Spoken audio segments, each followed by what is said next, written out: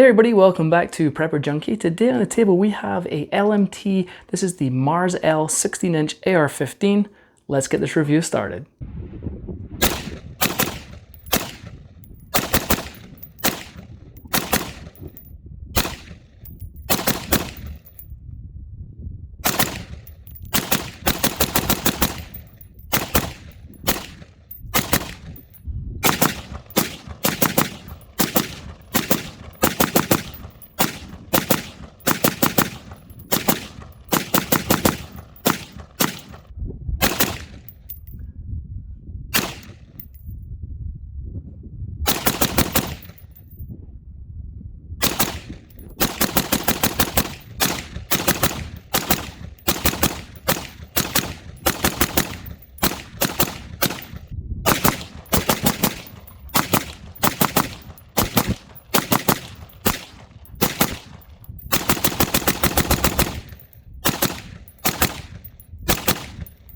Alright folks, let's start right at the back here. We're going to start with the buttstock. This is the furniture actually does come with it, and it does come with my favorite one. This is the B5 SOPMOD stock at the back here. Has multiple adjustments. You do have a couple of storage compartments right here. I do like this one because the larger cheek weld right here. I do like that. Does have QD sling attachments and regular sling attachments right here. Has a nice rubber butt pad on the back for that ferocious 5.56 recoil. All right, now moving down, we do have the buffer tube here. Now the buffer tube looks kind of a gray color.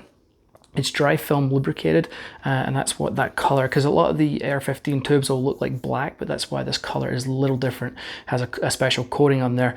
Now moving down, obviously we have the castle nut. It has been staked in two places. Staking looks excellent as you would expect, and it does have a QD sling mount back here also. Now moving along to the upper and lower receiver, we're actually going to go straight down to the lower receiver. The Mars L receiver is regarded as the best lower receiver in the market. It is fantastic. I don't know if I would disagree with that or not. It is very, very nice indeed. So let's go over that. We do have a LMT grip right here. I do like the LMT grips with the finger grooves. Nice rubber overmold. Has a little storage compartment in the bottom, and you get very nice grip on there. We do have an enhanced trigger guard right here. You can see it's curved, which I do also like. And then you come to the LMT trigger. The trigger's okay. It's not my favorite. It's just okay. So you've got a, let's have a look here. Let's do it this way. You got a little bit of take up, and then you've got a decent brake. And then let's check out the reset. A little let out. Nice positive and tactile reset. The brake's okay. Again, it's not my favorite trigger. I think if you're comparing them to other triggers, such as the Knight's trigger, the Knight's trigger beats this. Again, the trigger's it's certainly not bad, but if you're a trigger snob, you're probably going to throw in a Geisley two-stage trigger, which would be my recommendation. Now, coming to the safety, it is an ambi safety, and you can see here it has been colored, and it has been done on both sides. You can see that there. Moving along, we do have a bolt catch and release right here. Obviously, making this as a completely ambi gun, you do have the mag release right here. And again, switching this over, you have a mag release and your bolt catch and release right there. Fantastic lower, excellent, excellent quality. Very nice indeed. You do have a slightly flared mag well on here also. So yeah, big fan of the lower receiver. Now moving up to the upper receiver, this is a monolithic upper. Now if you don't know what that is, it means that the upper receiver is all one piece. It's machined out of one piece of aluminum, making this very rigid, very strong, and it takes away that usual kind of, you have the bridge right here where your handguard would attach to your upper receiver. Takes that away, so if you're putting a scope on or anything like that, you don't have to worry about bridging that gap, because there is no gap there. Monolithic receivers, uppers, are typically more expensive to make. Also, I like them. I have no complaints against them. I do like them a lot. So you do have T markings all the way up here, all the way up to the top. And it does come with a ambi charging handle on it there also. It comes with your standard brass deflector, dust cover, and that kind of fun stuff. Now, some of the unique features that, not so much unique, but some of the great features that come with LMT is the quick change barrel. You have these two torque screws right here. You can take out, change the barrel system and the gas system out, put your new barrel in. Either it's a barrel change or a barrel change in length. I don't know, whatever it is you might want to do. Very, very easy, quick change barrel setup. Very, very cool indeed. Now, looking at the rail, I do have some rail covers on here, but we do have M-lock slots all the way around, so plenty of space on there, and QD sling attachments. You can see I have a sling on here, and there's one under here, and here also. And then we do have the visible gas block. Now, some people don't like that the gas block is visible. Some people prefer the longer length handguards, and I get that. And it used to bother me too until I actually shot these LMTs, and then I was like, no, I don't care. They're very, very cool. Now, one of the reasons I wonder why they made it shorter, and I could be wrong, is maybe to keep the weight down. LMTs are not the lightest guns out there. They're not super heavy by any means, but I wonder if it was to keep some of the weight down. Not sure. I mean, there might be other reasons why they did it. I'm just guessing. So these covers, these little rail covers right here, herb rail covers, did come with it. So they do come with the gun also.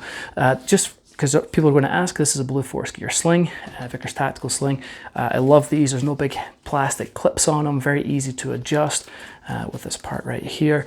Run these in all of my guns. Every gun that requires a sling, I have one of these on there. Light setup is a Surefire Scout, and this is obviously an Aimpoint T2 with a LaRue Tactical QD mount on there, just as a heads up.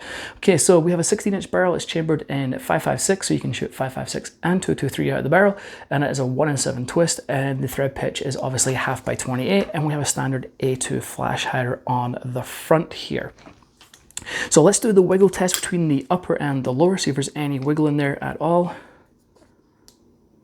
Absolutely none. Perfect fit and finish. All right, so let's take this apart real fast. Let's take a look at the internals. Comes with a standard buffer and buffer spring in here. And then, as I said before, as it falls out, we do have an ambi charging handle right here. These are pretty nice. And then you have your bolt carrier group right here.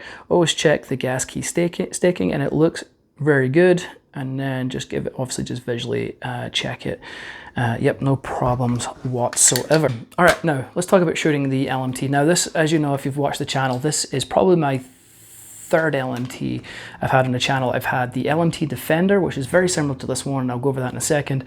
I've done the LMT 308, and now we have the I've done 4. The LMT Rahe, which was the piston-driven, fantastic gun, and this Mars L, super nice. All have been excellent shooters. I did have one issue with the 308, check it out. It was just a bad extractor. LMT were great to deal with, replaced it, no problems whatsoever.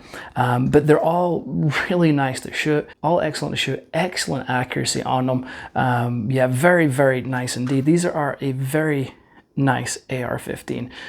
You know, these are, obviously these don't have the giggle switch, you know, they don't have full auto, but these are military proven rifles, other than having that giggle switch. So they're definitely battle tested. They are fantastic guns. I am a big fan of LMT. I really don't have any complaints. Now, between the LMT Defender and the LMT Mars L.